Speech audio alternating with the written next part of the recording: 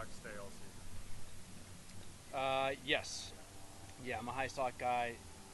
Generally, unless it's a really bad funk we're in, then you'll see the low. But yeah, high stocks.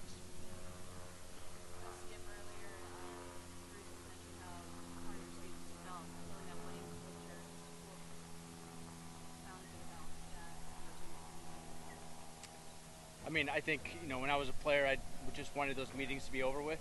So I think the longer you have those speeches, the quicker you lose the room. So I just hit them with some stuff that I believe in, and the message was aligned with the GM and the ownership. So I thought it went well, but those speeches don't equate to wins or losses in general. So we were just all looking to get back on the field.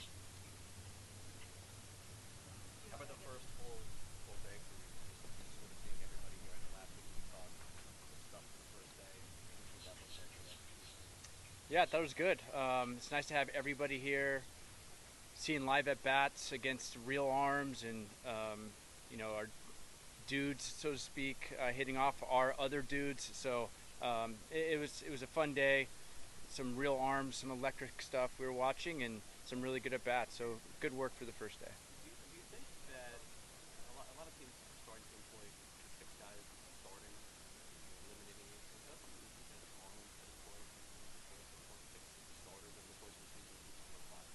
Yeah, we talked about it earlier this week, that the six man is a possibility, but there's a lot of different factors that go through. We've been going through the different scenarios, off days, how many games in a row, what it does to the bullpen.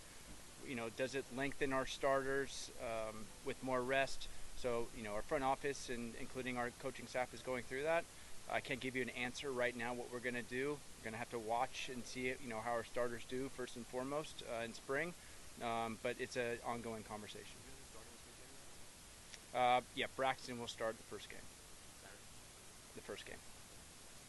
How did Cabrera look out there to you? I know he was one of the main guys today. Just your expectations with a guy like him, who's, again, like a lot of those eight guys, younger guy who's on the upswing and still figuring himself out, but has the talent. Yeah, it's the next step is him believing that he can be that frontline starter. He's got the stuff. There's no doubt about it. It's not a comfortable at bat. Just throwing 100 miles an hour with real secondary. It's really exciting to watch him, and hearing the feedback from our players is can't wait for the next guy to come in. Don't want to face him anymore. So he's really fun to watch. He's a talent, and now it's just the next step is him believing that he can do it for 162 and 30 plus starts. Do you believe one run wins and losses even out? And you look at what happened last year, the Marlins looks at it. Do you think that even out? Yeah, different season. I wasn't here last year, so I can't give you a hard take on that. I will say that one-run losses affect you, no doubt about it. Especially the walk-off wins or whatever it is when you're so close. Those ones tend to hurt worse than the 10-run losses or whatever sometimes because whatever happened in the game, you think about that one play or one swing or whatever it is that you could have scored and tied or taken the lead. So those 1-1 losses do affect you. I'm not going to sugarcoat that. But again, I wasn't here last year. It's a different team, a lot of different guys in the lineup. So hopefully that doesn't happen this year. Was there anything today that stood out to you with any of the pitchers for the lineup? Cabrera stood out. There's no doubt about it. He's been standing out since I've been here.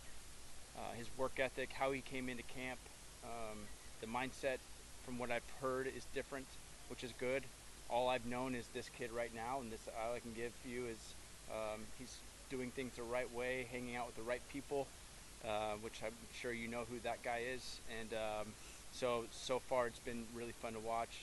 Offensively, I mean, Arise had 3 straight line drive hits, so that wasn't shocking. It's kind of what we saw all year last year. Just a fun group of hitters to watch over in Field 3.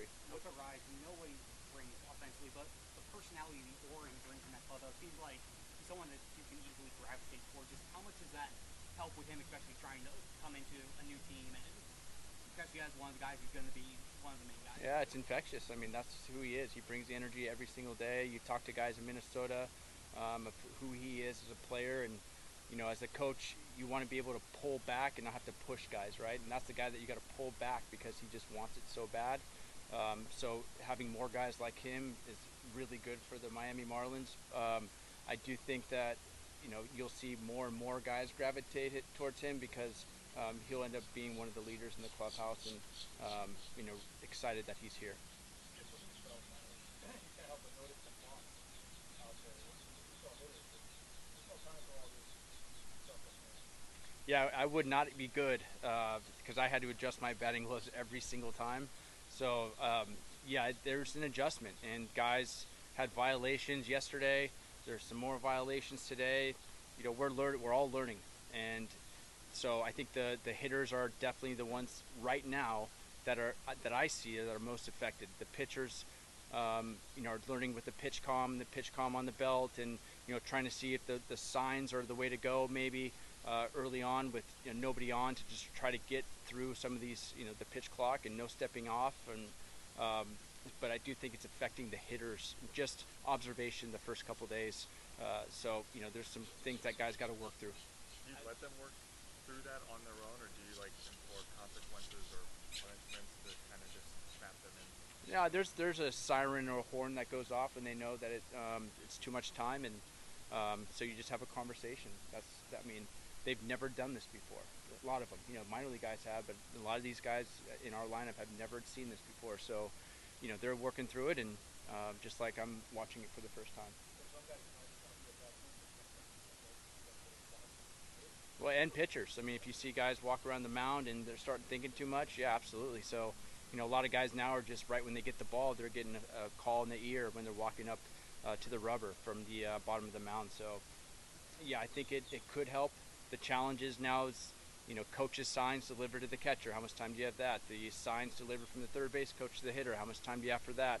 The defensive signals, first and thirds, and bunt plays. So there's a lot that goes in. It's not just like the hitter and the pitcher, but how can you get that timing right where it's not rushed? And so again, just through conversation, and you'll see drill work the next couple of days of how we have a better idea of how to combat that. As you adjust to this new role, how much does it help you personally to be at a facility with so familiar? The new rules, you're saying? No, just being here, like spring training, starting here, just on the other parking lot. Oh yeah. No, it's the same layout. So I'm not.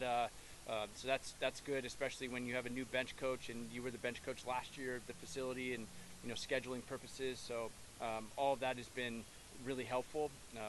Pipe, our bench coach, has been, he's done this thing before. He's scheduling master, so he came out a couple days early just to navigate this place, and luckily for me, I have an idea what goes on over there. So trying to replicate what we did last year, I should say. Some pitchers around the league have been using TikTok to call their own pitches. Are there any pitchers on the staff that have expressed interest in wanting to call their own pitches? Yeah, we have a couple guys that are going to be trying that out. Braxton's going to be trying it out, just to see, guys with multiple pitches that have like really good feel of what they want to do to a hitter. That's what as soon as they let the ball go, they have an idea what they're going to do the next pitch. The guys that are just power two pitch stuff, I don't know if they really need to do that. Again, time will tell, but I feel like the guys that have pitchability might use that more often than maybe the guys that are just like a two-pitch pitcher. And feel free to teach Gonzalez out there. It seems like the guys were all rallying behind him, even when they were hitting against him. What's it like to have someone like that around who's been around the league and from the area? Well, I think you're starting to see competition come out now, right? So yeah, it's fun and that type of thing, and guys are talking smack to each other, which you want to hear, for me at least. But when you get in the box, now you're starting to see competition, and that's what I'm really looking forward to. Is that guy versus our guys facing each other, and how much intent are behind each pitch, how much intent is behind that at bat. So that's what I'm more interested in than who's from around here, to be honest with you. So, but it was a good day for Cheech, no doubt. How long do you think it takes for hitters to catch up to the pitchers at this point in spring training? Halfway through? Yeah, it's the pitchers are always ahead of the hitters. Right. There's no doubt. The timing is just a tick off in general. However, we had some really good at bats today, so which is exciting. I think it probably takes. It took me 10 to 15 at bats to get my timing really feel good about the next day. Right.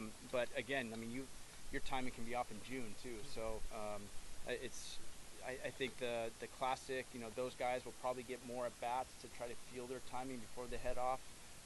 But we'll see what happens. Mentioning more of how you guys still just want to help prepare the players and work them. Are you seeing a buyback from the players concerning? It seems like a lot of them showed up early, very senior season. Yeah, I think they're just excited. There's a lot of guys that were, ended the year not how they wanted to end their year, whether it was a health or just a production standpoint. So they want to prove, that it was an outlier year and it just wasn't, who they are now. So I think, any coaching staff, I think a lot of these guys would be here just because it's their career. But I think they're excited about the conversations they've had, especially on the hitting side with the new guys, and they're so hands-on, and so I think they're excited to work with them. And once they found out that they're going to be here early, I think that's when you saw a lot of these guys come in. How important is spring training for Jazz and center field? Like to have games, not to mention all the drills. Yeah, I mean, my son can catch, those fly balls during BP, right? I mean, that's, and then nowadays BP is home run derby too, so you don't get really the reps. The game will tell you, what you need to work on. There's going to be hiccups. There's no doubt about it. I remember how miserable I was when I had a position change from outfield to infield on that field. It took me weeks to really figure out the timing and the jumps, and I was going from out to in. But when he goes there, it's still about the jumps, the first steps, and the reads off the bat. So that's going to be the real adjustment. He's a super athlete, so I don't think the jumps are going to be the issue. It's like the route efficiencies and that stuff, and where we're throwing the base and hitting the cutoff, and all the little things that that is going to be a daily conversation. But as you saw today, Jazz wants it, and you have John Jay in his back pocket. It feels like every time I look over, John Jay is literally standing right next to him. So that relationship has been great, and it could take some time. He might be ready to go the first week. I don't know what's going to happen, but it'll be fun to watch. Infield, outfield is generally easier. No. Not easy. Nothing's easy in the major leagues. Yeah. So I mean, there's nowadays there's a lot of fly balls, with the launch angle and the whole deal, and you're getting a lot of ground balls in the outfield as well. And honestly, the outfield, you make a mistake, it's extra bases. You make a mistake at second base, you're staying on first. So I think Jazz being in center field is now going to have to turn into a leader as well, because the guys next to him are going to be leaning on him. So it's going to be a growing period as well for him out there as far as the leadership is concerned, and I think he's looking forward to it.